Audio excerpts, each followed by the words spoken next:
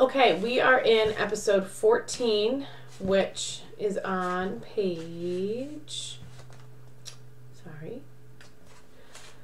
41. We left episode 13 and we heard the story of Sigmund and how that is an epic simile for Beowulf. So we're now going to Hrothgar's arrival at Heorot and then what happens because of it. So here we go, picking up on page 41. Hrothgar stood at the top of the stairway and stared at Grendel's great claw, swinging high from the gold shining roof. Then he cried, "Let God be thanked. Grendel's terrible anger hung over our heads too long, dropping down misery. But the Almighty makes miracles when he pleases, wonder after wonder, and this world rests in his hands. I had given up hope, exhausted prayer, expected nothing but misfortune forever. Heorot was empty, bloody. The wisest and best of our people despaired as deeply, found hope no easier, knew nothing, no way to end this unequal war of men and devils, warriors and monstrous fiends.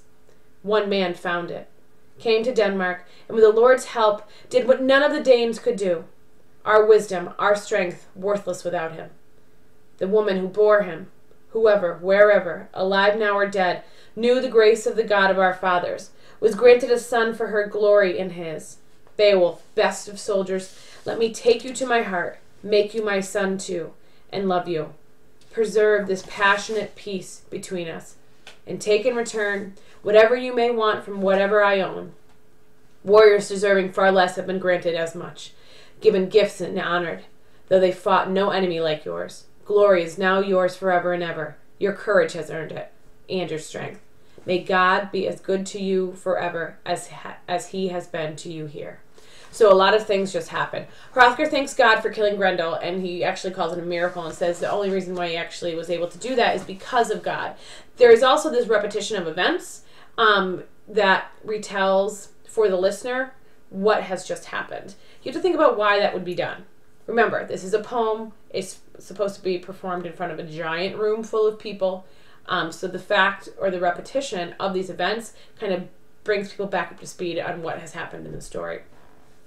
Hrothgar then thanks Beowulf for his service. He then thanks his mother, which is really, really interesting. The role of woman, as I said before, was very complex at this time. So if you actually go to our class page and you go to Unit 2 and you click on Overview Paganism, Christianity, and Women, there's an interesting, right in here, this section is very interesting because it talks about the reverence that they had for their women is demonstrated by their monogamy, meaning that they married for life, as well as their acceptance of a close bond between a man and his sister's son. So nephews were of the utmost importance and were actually almost ran parallel to a king's own son. Women were thought of as being very holy and possessing the gift of prophecy, which I said before.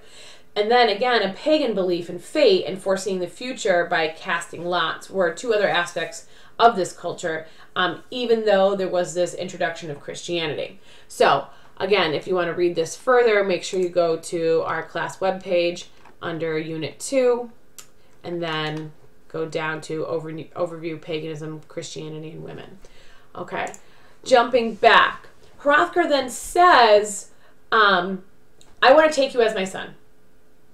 And he literally means that. He will now share everything he has with Beowulf. Okay, that's evidence on line 947. Hrothgar then says, you can have whatever you want. Really meaning everything that I have is yours. So keep that in your brain for the future.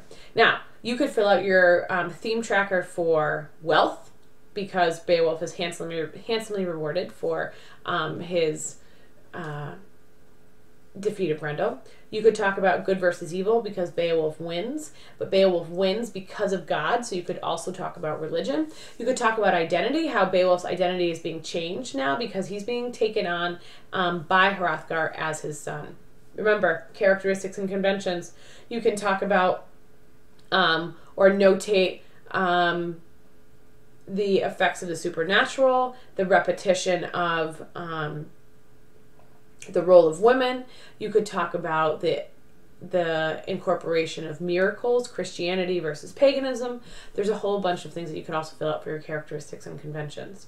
Okay, so let's pick up and we will finish episode 14. We're going to pick up on line 956 in the top of page 42. This is Beowulf, who's now going to respond to everything that Hrothgar said. Then Beowulf answered, "What we did was what our hearts helped our hands to perform. We came to fight with Grendel, our strength against his. I wish I could show you here in Heorot his corpse stretched on this floor. I twisted my fingers around his claw, ripped and tore at it as hard as I could. I meant to kill him right here, hold him so tightly that his heart would stop, would break, his life spill on this floor. But God's will was against me. As hard as I held him, he still pulled free and ran, escaped from this hall with the strength fear had given him. But he offered me his arm and his claw, saved his life, yet left me that prize. And paying even so willingly for his freedom, he still fled, and nothing but the end of his evil days ran with death pressing at his back, pain splitting his panicked heart, pulling him step by step into hell. Let him burn in torment, lying and trembling, waiting for the brightness of God to bring him his reward." So, Beowulf has just had this wonderful speech by Hrothgar, and thank you so much, and I want to take you as my son, and blah, blah, blah. And Beowulf's immediate reaction is, I didn't do enough. I didn't do what I was supposed to do. Grendel's corpse should be here on this floor. And Beowulf is immediately disappointed with himself. This is really interesting because usually our epic hero is very confident, very stoic. But remember, Beowulf is just a kid. He's between 18 and 20 years old. So he still doubts himself, especially when he has to perform such a great deed for such a powerful king. So let's finish up this episode, the bottom of 42. Unferth grew quiet, gave up quarreling over Beowulf's old battles, stopped all his boasting once everyone saw proof of that prince's strength.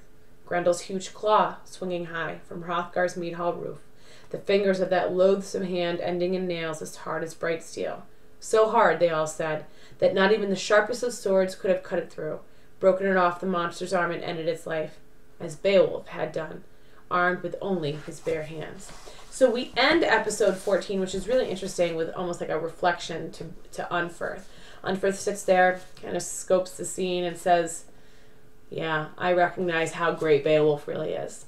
I need to give up my jealousy, my insecurity, and realize that because of Beowulf, my people and my country and my king are safe.